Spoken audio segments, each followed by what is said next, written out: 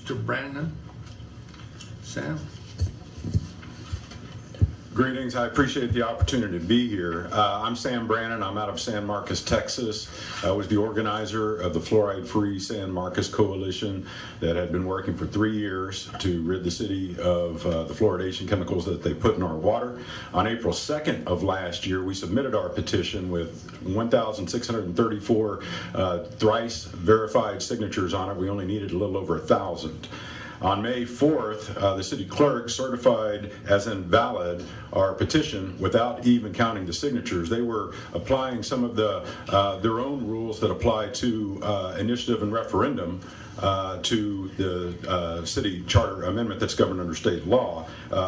We believe that was fraudulent, and apparently the judge didn't feel very highly about it either. City of San Marcos filed suit against me and 2 other people for having submitted that petition. I don't understand how they are an aggrieved party, but they made the claim that it was going to cost $98 million to fulfill this petition. In other words, $98 million to stop doing something they were doing already, and that made no sense. We won in the 22nd District Court. They immediately appealed to the 3rd Court of Appeals, and that got us through not having to put it on the ballot as we submitted it last November. Now, City Council did throw us a bone. They put some fluoride language for a proposition on the ballot, but it's not what we asked for. So when we're talking about ballot language, what we were asking for was that the city not add the fluoridation chemicals to our water and not receive fluoridated water. They carved that part out. We won at the ballot box, 61 to 39%. The people were heavily in favor of having that out, but they left a loophole that we're going to have to go back in and spend our time, money, resources to make sure we close that loophole. City of San Marcos, and I can talk about the city attorney and the process that we went through and the city council, but they violated the ballot access rights of the 24 people that did the petitioning, of the 1,000 plus people that signed the petition, and of every registered voter in the city of San Marcos, and they can do so with impunity.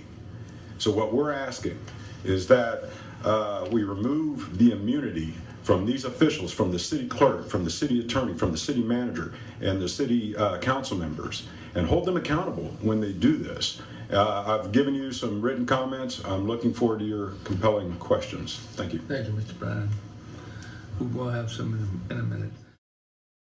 Now, Mr. Brannon, as bad as subpoenaing pastors, sermons, apparently you were sued by the city of San Marcos because what did they allege in this suit? Attorneys ask me why I got sued, and I can't really give them an answer. No, we won in the 22nd District Court, and this past March, the Court of Appeals finally ruled in our favor, so we've won everything. They claimed that there was a burden of $98 million to stop putting a chemical in our water. They tried to imply from the ballot wording, which there's no way they could possibly imply, that we were requiring them to remove naturally occurring fluoride, the calcium fluoride from the water, but that was never part of it. There were no words. So basically it was, in my view, a very blunt form of harassment. We timed to hand the petition in early April so that we would have by May 6 months to campaign and sell this to the community and have the conversation. What they did is they waited till the very last minute to get on the ballot through the legal changes that bought them time. So what they did is they wanted to spend our money, they wanted us to spend our time, and give us the least ability to go out to the people and make an argument once it was on the ballot.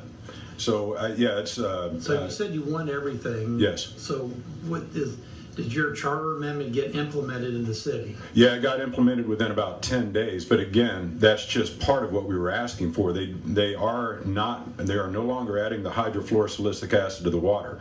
They still have the ability, the gap that they left themselves, to receive fluoridated water from GBRA, our groundwater or our surface water supplier, or whatever when they come up to in the future. Well, it's just amazing. I thought I'd heard it all, because. But I have not heard that the city actually sued without any merit the person that turned in the petition. Yeah, and they use public funds to do it, and that's the worst thing. They use public funds to sue us, and now they're paying our attorneys' fees. They are. How much is that, out of curiosity? Well, I'm aware that it's between $50,000 and $100,000, Okay. and that's not including the city's side. No, and now you had heard earlier testimony that that actually some of the other people have had to actually pay the city's court costs. I've heard that, yes. Okay, did you have to do that, or? Not that I'm aware of. Well, I'm glad to hear it. Yeah, I think we got out cheap. Well, you may have gotten out, Relative. right, the cheapest, out of this, but still. But it's to me, it's the harassment, and it's the city doing anything it can to chill the interaction from the public on public policy, and that's the part that we need to attack. And that's why I'm asking, you got to remove the immunity from these people when they do what they did to us and what they've done to the other people up here. I like the Class B misdemeanor, and I like civil penalties. In any of these court cases, was there a finding that they wantonly, obviously, went after you? Did the judge write it down? Did they say they had erred or misled the public, or did they specifically they were harassing you? I've read the rulings. Nothing that jumps out that clear. Okay.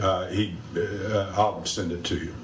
Sounds like a little Aggie common sense should have been put in those rulings, but I appreciate it. Thank you so much for the struggles that you put up. I can't imagine anything more distasteful, to how this country was founded. Because it was theoretically founded on taxation without representation. And now we're the 21st century, and we're having taxpayers having to spend their own money to get their representation that the folks approve past their own home rule cities. Thank you. Let's see what we can do to address all of this. Thank you very kindly. Thank you. For- Appreciate the Thank you. time.